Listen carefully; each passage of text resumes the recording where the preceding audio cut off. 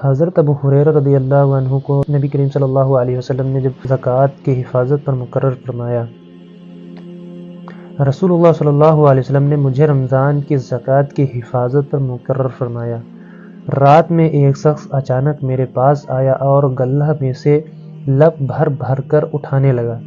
میں نے اسے پکڑ لیا اور کہا کہ قسم اللہ کی، میں تجھے رسول اللہ صلی اللہ علیہ وسلم کی خدمت میں لے چلوں گا۔ اس پر اس نے کہا کہ اللہ کی قسم، میں بہت محتاج ہوں، میرے بال بچے ہیں اور میں سخت ضرورت مند ہوں۔ حضرت ابو ہریرہ رضی اللہ عنہ نے کہا، اس کے اظہار معذرت پر میں نے اسے چھوڑ دیا۔ صبح ہوئی تو رسول اللہ صلی اللہ علیہ وسلم نے مجھ سے پوچھا، اے ابو ہریرہ، گزشتہ رات تمہارے قیدی نے کہا کیا تھا؟ میں نے کہا، رسول اللہ صلی اللہ علیہ وسلم، اس نے سخت ضرورت اور بال بچوں کا رونا رویا، اس لیے مجھے اس پر رحم آ گیا اور میں نے اسے چھوڑ دیا۔ آپ صلی اللہ علیہ وسلم نے فرمایا کہ وہ تم سے جھوٹ بول کر گیا ہے، ابھی وہ پھر آئے گا۔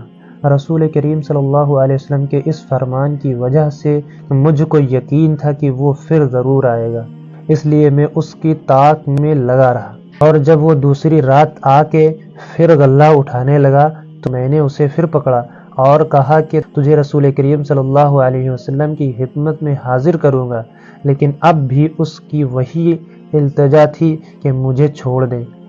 میں محتاج ہوں، بال بچوں کا بوجھ میرے سر پر ہے، اب میں کبھی نہ آؤں گا۔ مجھے رحم آ گیا اور میں نے اسے پھر چھوڑ دیا۔ صبح ہوئی تو رسول اللہ صلی اللہ علیہ وسلم نے فرمایا، اے ابو ہریرہ، تمہارے قیدی نے کیا کیا؟ میں نے کہا، یا رسول اللہ، اس نے پھر اسی سخت ضرورت اور بال بچوں کا رونا رویا جس پر مجھے رحم آ گیا، اس لیے میں نے اسے چھوڑ دیا۔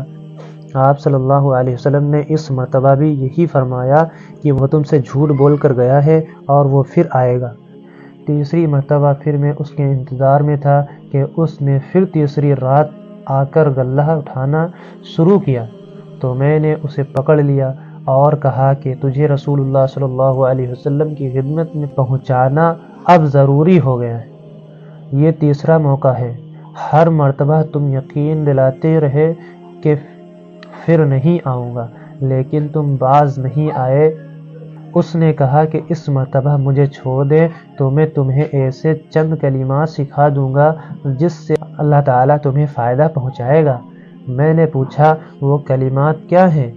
اس نے کہا، جب تم اپنے بستر پر لیٹنے لگو تو آیت الکرسی، اللہ لا الہ الا هو الحی القیوم پوری پڑھ لیا کرو۔ ایک نگراں فرشتہ اللہ تعالیٰ کی طرف سے برابر تمہاری حفاظت کرتا رہے گا اور صبح تک شیطان تمہارے پاس کبھی نہیں آ سکے گا۔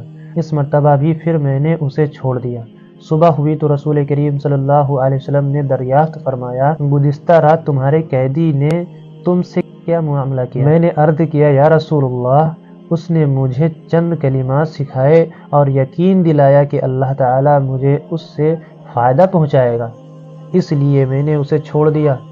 آپ صلی اللہ علیہ وسلم نے دریافت کیا کہ وہ کلمات کیا ہیں؟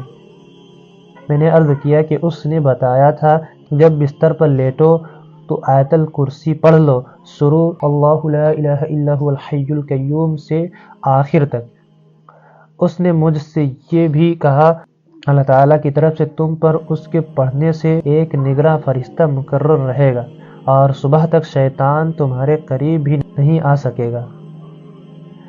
صحابہ خیر کو سب سے زیادہ آگے بڑھ کر لینے والے تھے۔ نبی کریم صلی اللہ علیہ وسلم نے ان کی یہ بات سن کر فرمایا کہ اگرچہ وہ جھوٹا تھا لیکن تم سے یہ بات سچ کہہ گیا ہے۔ اے ابو ہریرہ، تم کو یہ بھی معلوم ہے کہ 3 راتوں سے تمہارا معاملہ کس سے تھا؟ انہوں نے کہا کہ نہیں۔ حضرت صلی اللہ علیہ وسلم نے فرمایا کہ وہ شیطان تھا۔